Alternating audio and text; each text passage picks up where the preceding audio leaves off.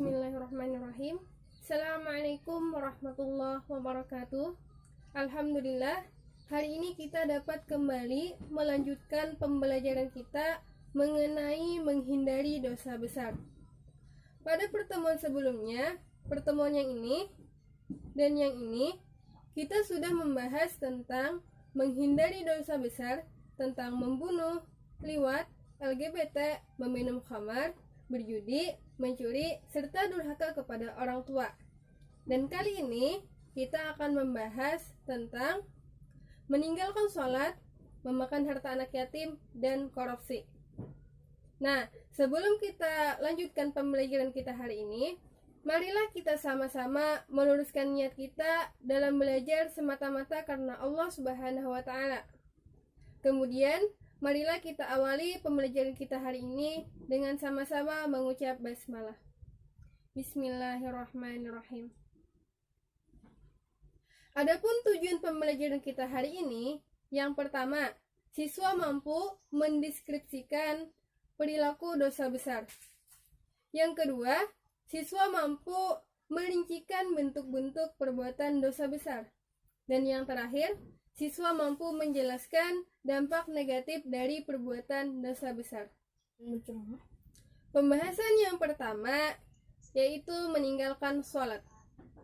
Sholat merupakan salah satu rukun Islam dan merupakan kewajiban terbesar setelah 2 kalimat syahadat. Sebagaimana sabda Nabi Muhammad SAW, "Buniyal Islamu ala khamsin, syahadati alla ilaha illallah wa ashhadu anna Muhammadar Rasulullah wa iqamis shalah wa ita'iz zakah wal haji wa shaumi Ramadan." Islam dibangun di atas 5 tiang. Syahadat la ilaha illallah wa ashhadu anna Muhammadar Rasulullah. Yang kedua, mendirikan sholat. Yang ketiga, membayar zakat. Keempat, haji. Dan yang kelima, puasa di bulan Ramadan. Nah, jelas bahwasanya sholat merupakan tiang agama. Dan manusia diciptakan oleh Allah Subhanahu wa Ta'ala untuk beribadah kepada Allah Subhanahu wa Ta'ala sebagaimana firman-Nya, "Wa ma khalaqtal jinna wal insan illa liya'budullah." Dan tidaklah aku ciptakan jin dan manusia kecuali untuk menyembah aku, beribadah kepada aku. Nah, jadi di sini Allah menjelaskan bahwasanya Allah menciptakan manusia, menciptakan jin itu untuk beribadah kepada Allah Subhanahu wa Ta'ala. Dan salah satu bentuk beribadah kepada Allah Subhanahu wa Ta'ala adalah dengan sholat. Nah, jadi sholat merupakan tiang agama. Adapun dampak negatif dari meninggalkan sholat, yang pertama, mendapatkan kesesatan. Tugas utama manusia adalah beribadah kepada Allah Subhanahu wa Ta'ala.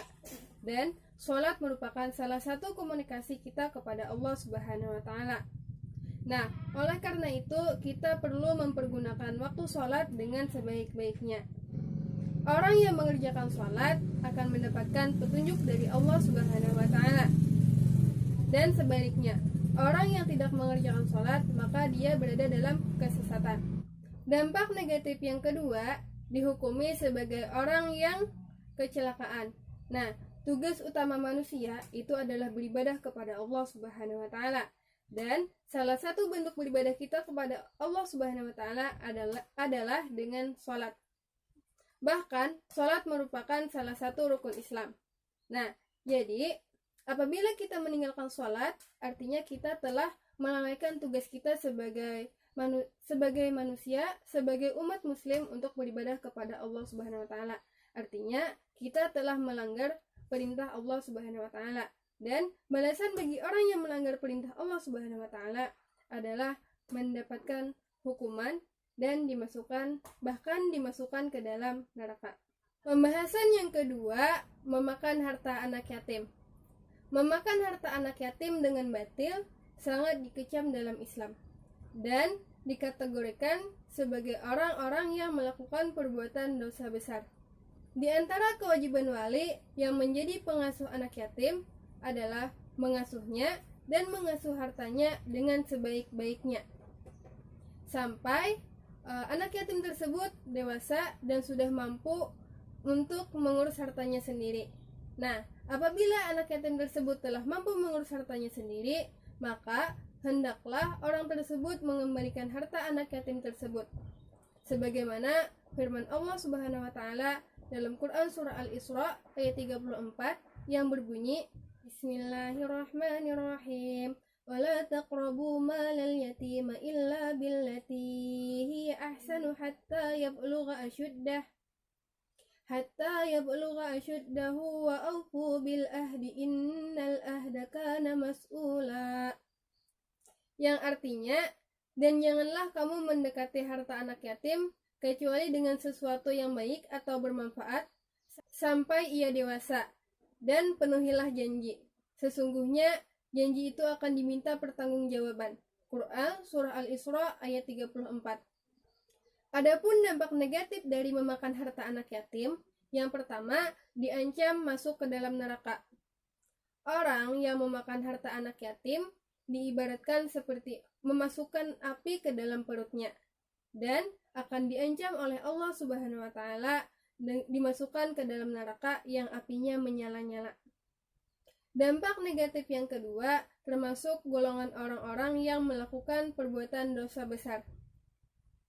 Orang yang memakan harta anak yatim dengan zalim dimasukkan ke dalam golongan orang-orang yang melakukan perbuatan dosa besar seperti membunuh, memakan harta riba, dan menuduh orang melakukan perbuatan zina. Pembahasan yang ketiga yaitu korupsi. Menurut Kamus Besar Bahasa Indonesia, korupsi adalah memakai harta atau uang yang diamanahkan kepadanya melalui kekuasaan yang dimilikinya untuk kepentingan pribadi. Adapun dampak negatif dari perbuatan korupsi, yang pertama, korupsi adalah penyebab kehinaan dan api neraka. Sebagaimana sabda Nabi Muhammad SAW, sesungguhnya korupsi adalah penyebab kehinaan, aib, dan api neraka bagi pelakunya. Yang kedua, perbuatan korupsi dapat menyengsarakan rakyat. Karena dengan adanya korupsi, maka masyarakat tidak akan terurus dan terabaikan. Yang ketiga, orang yang melakukan korupsi tidak akan mendapat jaminan masuk ke dalam surga, karena harta yang dia gunakan adalah harta yang haram. Yang terakhir, doanya tidak dikabulkan.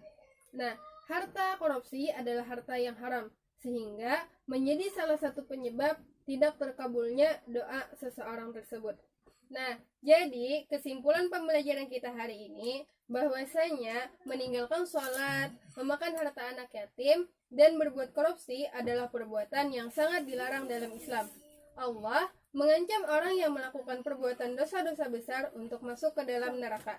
Nah, oleh karena itu marilah kita untuk saling menjaga diri untuk tidak melakukan perbuatan-perbuatan yang melanggar perintah Allah Subhanahu wa taala dan untuk menjauhi segala perbuatan dosa besar. Sampai di sini dulu pembelajaran kita hari ini. Wabillahi taufiq wal hidayah. Assalamualaikum warahmatullahi wabarakatuh.